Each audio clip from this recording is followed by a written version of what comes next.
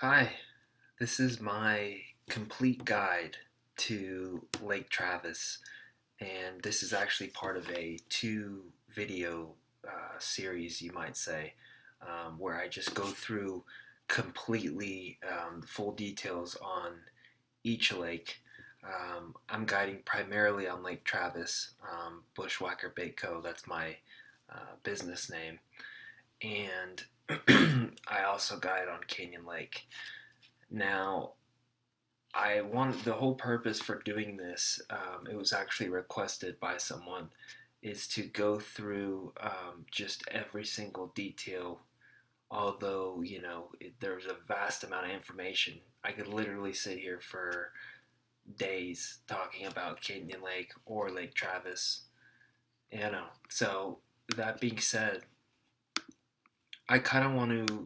I figured out that the best way to go about this, in my opinion, is to do a do it by seasonality. So spring, summer, fall, and winter.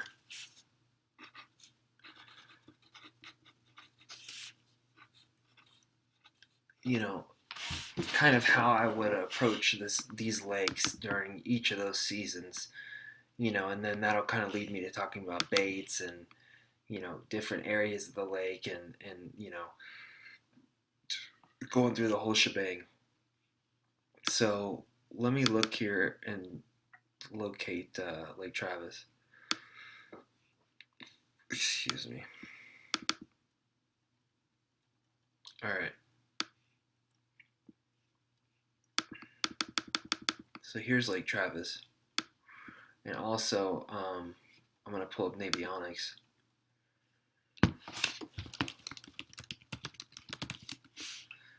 So that I can have a good view here.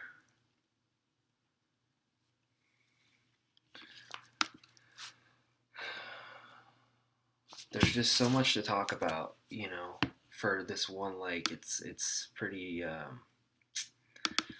intense. But let's start with, and I'm keeping notes here, sequentially, so I know what I've talked about and what I think is important. But so we're going to talk about the four seasons essentially, and we're going to talk about. We're going to start with what section of the lake, I prefer to fish. Um, you know, Majority of the time. So my strength is fishing clear water.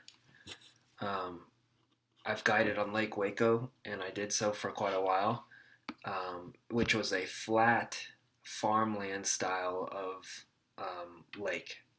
So this is a canyon style where there's a lot of bluffy walls. Um, the contour lines are more sheer in certain areas. It is essentially a canyon. It's a flooded canyon, basically.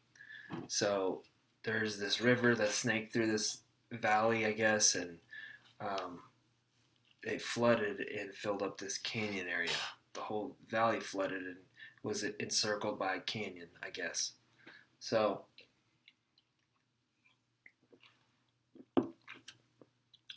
that being said, the thing to point out, I guess, the main thing is that the dam is down here, and the river, you know, snakes through here and gets smaller and smaller, right? Like narrower. And so the clear water on this lake is going to be near the dam. The mid section of the lake, and then the upper end of the lake, the water clarity lessens. So that being said, when we're talking about what section of the lake that I prefer, um, my strength is clear water. I have a background in dirty water, but I feel comfortable fishing clear water. And the reason I do is because I think a lot of people aren't super strong in that area. So it gives me an advantage because I have more fish to myself. If that makes sense. So if I look at it that way, um, this section of the lake right here, where it snakes here and then moves into this, is like a U. That's the area that I'm going to be more at home at. Now, I do go into this area here, quite a bit, but I just like clear water. So, my recommendation with my background would be to start from this section to the dam. Okay. Um, the second thing I think I want to talk about with Lake Travis is, um, addressing the seasonality aspect. So, like, what would I do? For example, right now it's summertime.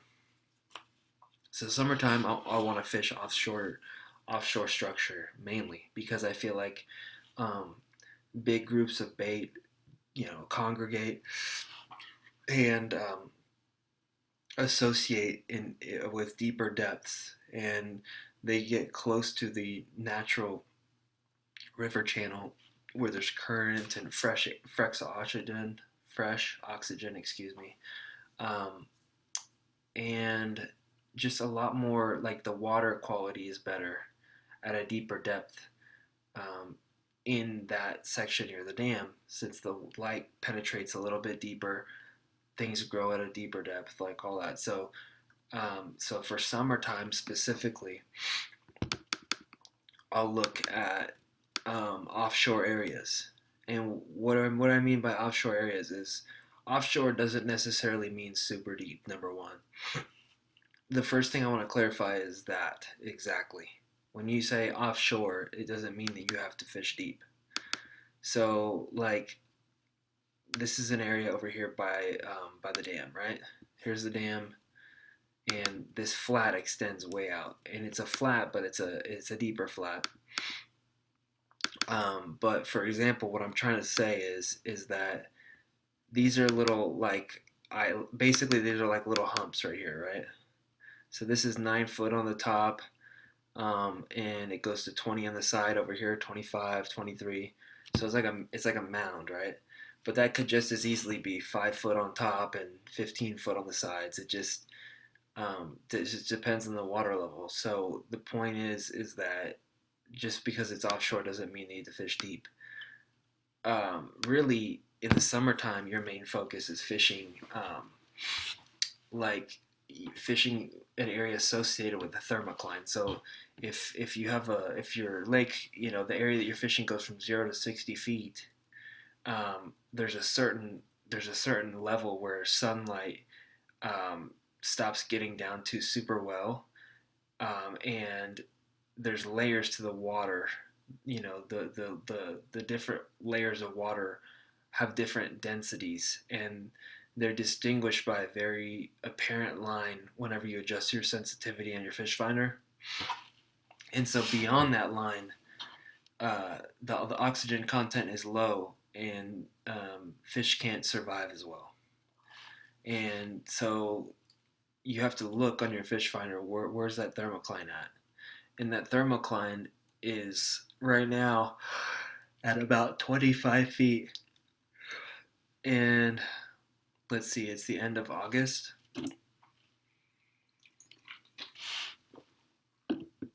So, like, I'll really pay attention to. Oh, look, I know some parts of the year they're on these mounds, right? On the tops of them. But right now, I'll look around that 27 foot, 25 foot. I'll look for irregularities, little outcroppings and stuff in that depth range where I'm wanting to focus on. So like if I zoom in, I know that this contour line right here where the cursor is 25 feet. So assuming that the water level is at full pool, like the perfect level, which it's usually not, but let's just say it's around it right now. It's kind of close. Um, that would make this contour line attractive to me. So I would look for an area. I'd follow that contour line for an area where it kind of makes a unique bend, or it's close to like a really deep water coming in really close, like over here. I might follow the 25 because the 25 is continuous in a band. I might follow it over here to where the river channel comes up really close and it's 100 foot, very close to it. Things like that. Unique features. There's road beds that go through here, stuff like that. But that's the summer thing. In the fall, what I'll do basically, and this is just one little example. This is just, there's just there's so much more than this, but in the fall, so I'm going to start with locations, then I'm going to go with baits. In the fall, what I would do is I would look at, where are they going to go from these offshore spots. They may feed on top of these, little mounds, they may, but I'm also going to look at um, little arms, little creek arms, that are off of the main lake. So here's one right here, here's one right here, and basically what I'll do is when it's early fall still, I'll start looking at these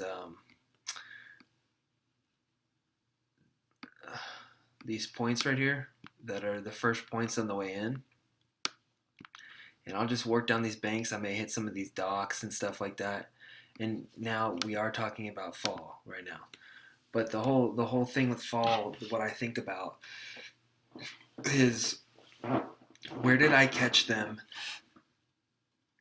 in the summertime, and is there a place nearby where they can pin shad or bait fish, where these schools of bait move into these creeks, because everything in the fall is about bait. So um, that's my primary thing. So I throw like spinner baits and all that, but I'll get into the baits in a little bit. I don't want to keep overlapping, but basically I just say, hey, I was catching them here all summer. Where's the most nearby creek arm or pocket where I think bait would be, plankton would blow in, and bait would be corralled and hemmed up in these pockets, because fish relate more to bait in the fall than they do specific like areas. So this is like a great area that I would look at just for example. And I go in here and I say, hey, like I said, there's docks, different boat slips and stuff, and I would just, fry fish down the bank, and I'd try to cover water very quickly with fast moving baits and all that. But the whole thing is I'd say, okay, what part of this pocket is unique? Like, what is it in this pocket that really sticks out to me? Well, this so I would look at some of these, maybe some of these boat slips, maybe like I this dock right here, this dock right here, those docks really don't extend out into deep water. It doesn't look like, as much as like this one, the edge of this dock extends farther out towards the deep water than this one, if that makes sense. Like this is on a hard break, but this edge isn't touching into this deep area. But then you look at this, what they're calling a break wall. This break wall extends out into the actual channel. That might be interesting, because just because it's, so this is like says 100 feet, but just because it's 100 feet doesn't mean that the fish are going to be at 100 feet. They could be at like 20 feet suspended underneath this thing. So like stuff like that I think of, like, it's not just like fish randomly down the bank. It's thinking, okay, what areas are they most likely to be so that I save time and I'm efficient? Why would they be there? Is, pretty much big fish. The number one rule is they associate with the creek channel 90% of the time, unless it's spawn. They associate with the creek channel. Big fish do. So even if you're in a creek arm or like a pocket like this, I'm looking at where that creek channel touches this cover, you know what I'm saying? And cover, by cover I mean this break wall, or some of these boat slips, like maybe these last 4 boat slips are better than the other ones. You know what I'm saying? Things like that, those little subtleties make a big difference. Okay. so summertime offshore structure, fall I'm looking at pockets, and I mean this is such a topical approach. I mean, this is crazy. I could literally talk for a long, long, long time about that. But so summer, I'm thinking about the offshore. Fall, I'm thinking about the pockets with bait being pushed around, stuff like that. And of course, all fish follow like these. Basically, they're like highways. They're like roads. It's like roads. But that's the creek channel. They use that as navigation, right? And then intersections, where there may be like a really big creek channel and then little offshoots, and they're just like, I don't even know if you can see that, but like here's the creek channel, and then it may offshoot, and they may sit on corners or little S bends that the channel makes, whatever. You look for irregularities, but everything's associated with the channel. All the big fish associated with the channel. So, what's the next thing I want to talk about? So winter, pretty much winter. What I do is I think it's pretty much the reverse of summer. Like they're pretty much cousins basically. And so in the wintertime, I look for areas where it's like deep water, really close to shallow water, like really quickly, because they don't expend a ton of energy. They just adjust their air bladder to move up or down mainly, instead of like expending energy swimming horizontally. So they just adjust their buoyancy. But like for example, this is actually like a swimming beach area over here, but just for an example, um, like this creek channel right here touches, like this is really shallow water right here, and then this is super deep water right here. So like those are areas where I look for is like super shallow, super deep, like sheer drop off. That's so like important in the wintertime. So it's just another extreme. It's like summer's extreme temperature, winter's extreme temperature. So the only difference between the two is that in summer their metabolism is super super high, and so they're eating a lot more than they would in the winter. But definitely they do eat a lot, or else they're gonna die, obviously. But their metabolic, like anytime you increase heat, um, um, metabolic processes speed up, so they have to eat more. But everything slows down whenever it gets colder. That's just like chemistry. And so I look for vertical areas like bluff walls. Like this is what I would consider a bluff wall. And then you'd say, okay, well, like where on that bluff wall would be special, and so I think like because fish like special areas. So I'd say, okay, well, this entire bluff wall is pretty uniform. I don't really see any outcroppings where anything like jets out, like a little finger that comes out or anything, but I see a couple docks. Maybe some of those are worth hitting, on this bluff wall. And then, like, so look at like and this dock extend out farther. This dock's not as far out. What are on the docks? Is there any black floats on the docks that hold more heat, or is there like a whole bunch of like posts that come down in the water and leaves get trapped and they attract heat and it makes like a little heat bed kind of. I don't know how to explain it, but if you get a whole bunch of like leaves in one area and they're not moving a lot because the wind doesn't get to them and it's like a protected area, it like just gets constant sun and accumulates heat, stuff like that I look at. Dock lights, different things, like what makes it special. But definitely I'm looking for that vertical component. So spring is pretty much like fall. I mean, I'm going through this in like a minute. This is freaking crazy. Spring is pretty much like fall. And I mean, I'm just focusing on this part right here. I could focus on the entire lake, and obviously, if you want to know more, you could, contact me and we can go fishing or something. But, yeah, I mean, let's just say this. Let's just say as an example, because I don't have time to go through the whole lake. Because we already talked about this little arm over here.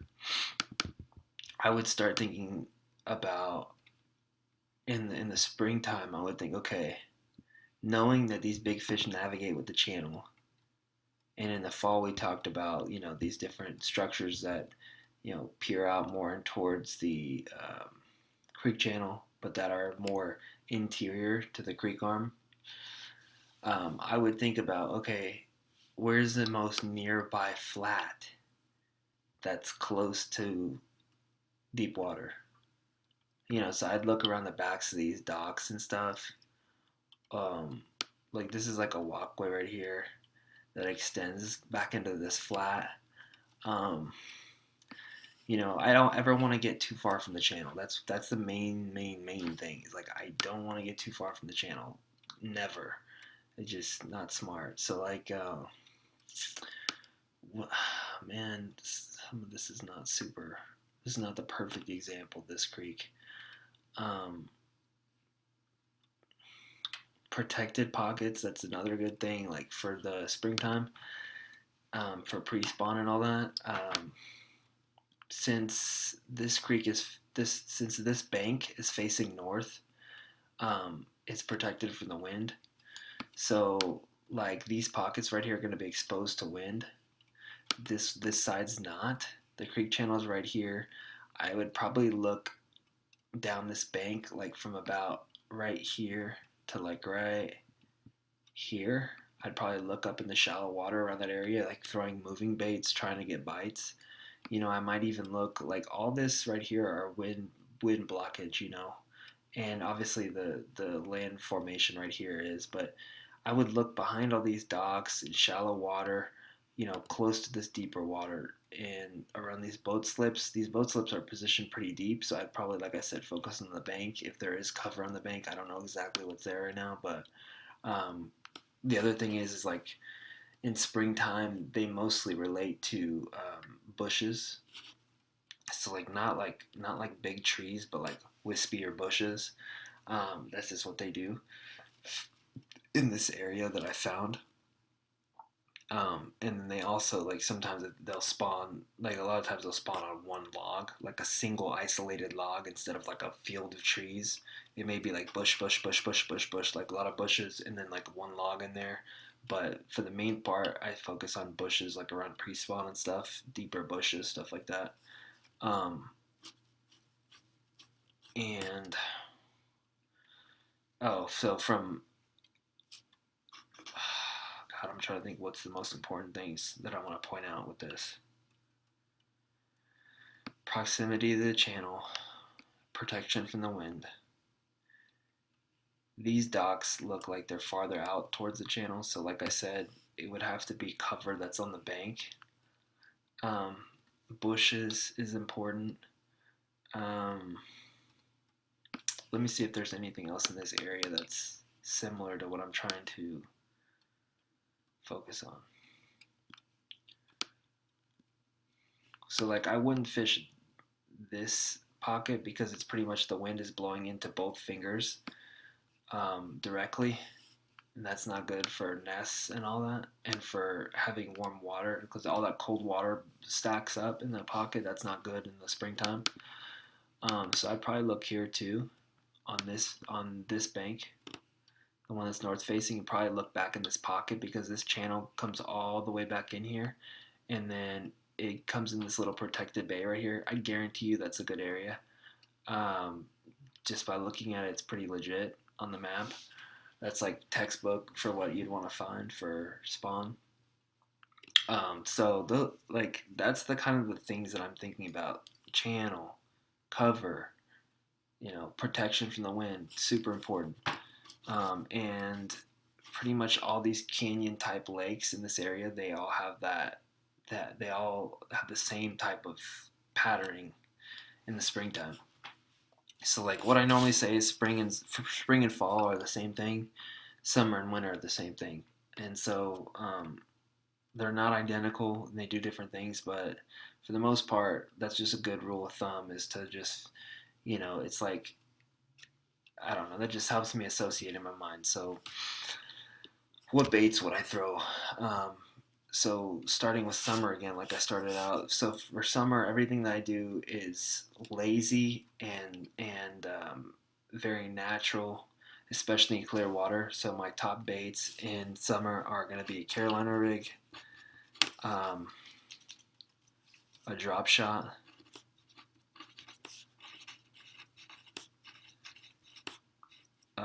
swim baits, but like really slow. You know what I mean? Slow rolling swim baits. Let's see here. Carolina rig, drop shot, swim baits. Those are probably the main things I throw in the summer, and I've thrown traditionally to catch big fish. In the fall, I'm gonna throw spinner baits, rattle traps, umbrella rigs,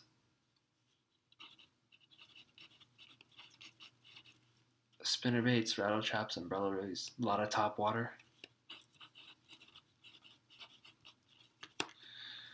In the winter,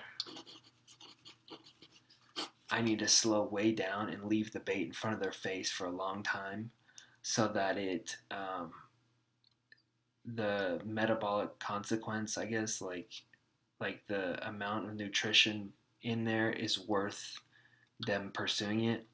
Like if it's really hard to get to it, they're not going to expend all the energy and risk. But if it's slow and in their face and stays in their strike window for a long time and it's a big meal, they'll eat it.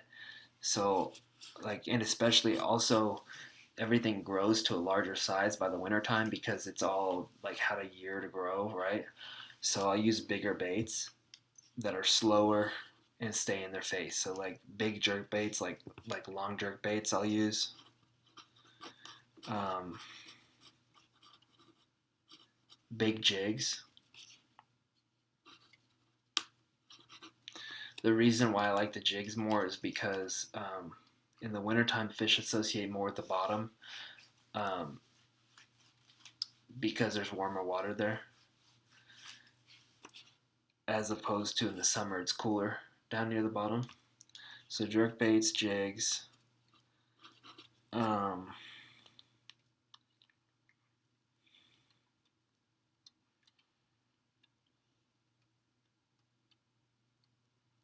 those are probably my main ones in the winter. Drop shots also, but just those are the two classics: are the jerkbait and jig. Spring, um, I like small flipping baits, like small creature or beaver style baits. Uh, I like shaky head worms, little small shaky head worms, like a trick worm or something. So beaver style bait, trick worm. If like for moving baits, I like to throw a lot of like square bills.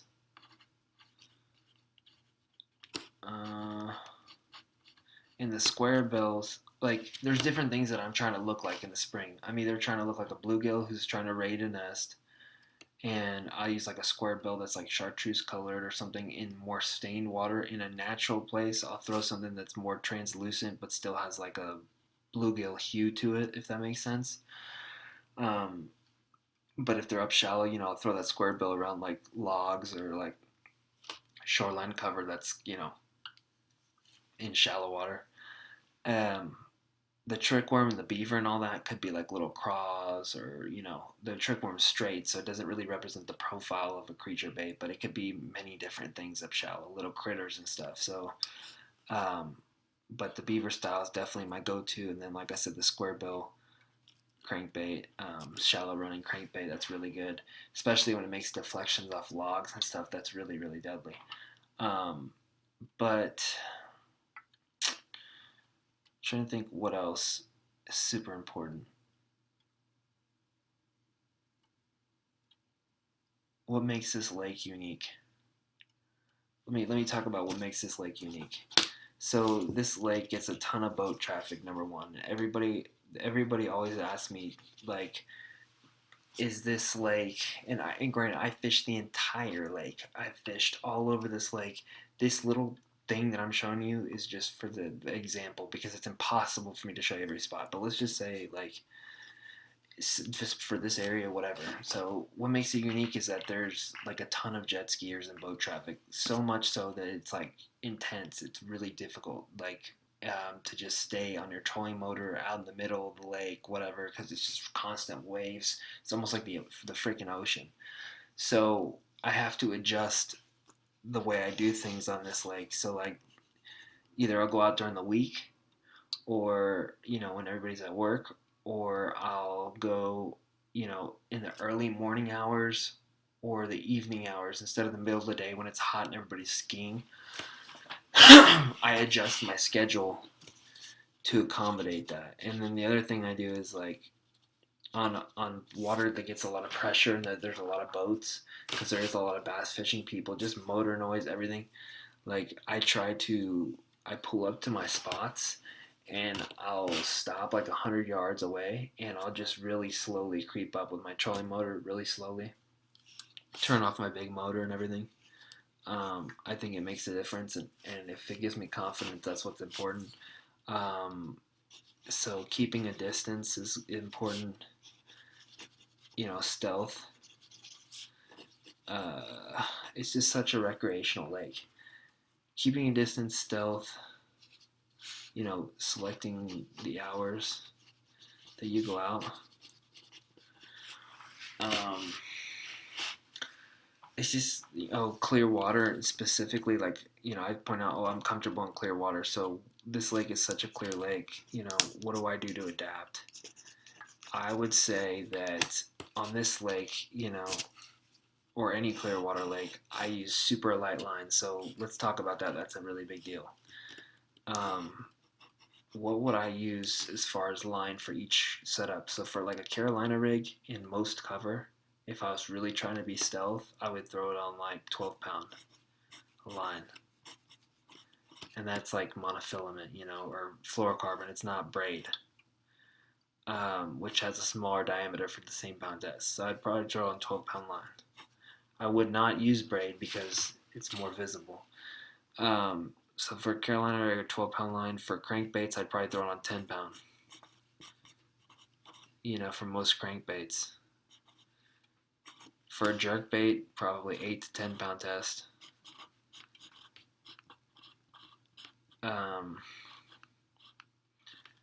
For a drop shot, probably 6 to 8-pound test. Probably prefer 6, honestly. So if you could honestly force yourself to throw 12-pound on Carolina rig, 10-pound on crankbaits, 8-pound on a jerkbait, and 6-pound on a spinning rod, that's pretty good. Also, use the smallest. This is the most important thing. You could have the lightest line and all that. First of all, if you use a big hook with light line, it's not going to get as much hook penetrating power, so you're not going to get good hook sets. That's number one. Number one, don't forget that. So that's the big thing. But also, you want to use the lightest diameter or the lightest wire gauge hook that you could possibly use, because it's less visible also. Like, what are the things that the fish see? They see weights, they see hooks, and they see line. So I would use tungsten on everything, number one, because it's smaller. It's more dense, so you can use a smaller amount of material to get down the same depth. So I'd use tungsten. Because lead weights are freaking huge. Tungsten weights, light line, and super light wire hooks, small hooks. The length on the hook, obviously, you can get away with a thinner hook, but the length you can't change a ton. I mean, you can definitely adjust it, but sometimes on a bait, they'll just grab the back of the bait because mechanically the hook isn't really in their mouth that much of the time because of how long the bait is. So you don't want to go super short with a long bait because they'll never actually get the hook. If you only have an inch long hook, but you have a 10-inch long bait, I mean, just makes, you got to pay attention to that. That doesn't make much sense. So, yeah, those three things. I mean, if you think about everything that the fish knows that's not natural, that's it. Boat noise, line size, hook size, and by hook size I mean more how thick the hook is or thin it is. And then you just have to be more careful on your hook sets. Don't try to break their face off every time you set the hook, and you won't bend the hook out. But that, and then, boat noise. I mean, there's just all these things. So those are the main things that make this lake special and unique. Keeping a distance, being stealth, selecting the right hours, and, thinking about your tackle. Also, in that clear water, the crankbaits that you throw need to be more natural color. You don't want the fish to get too good of a look at it because their eyes are super, super, super good, especially the big ones. The big ones' eyes are like puffy. They're like marshmallows that puff out of their head. and they're freaking really good vision. So, translucent baits. And that's not for just crankbaits either. That's for freaking soft plastics and all that. Unless it's early or late, when there's not much light, most of the day you're going to want to throw translucent baits. That's why like watermelon does so good, because it's pretty clear, natural looking. I mean, it is green, but it's kind of natural looking. But yeah, those are just some things, and obviously that's like a lot of information for a short time, but it's not nearly enough not even close to what it would require to really give detail on this lake. But that's just kind of like theories, basic theories about what I know and what I do. And like I said, you need to just come with me and fish if you want to learn more. But I hope that helps. Thanks.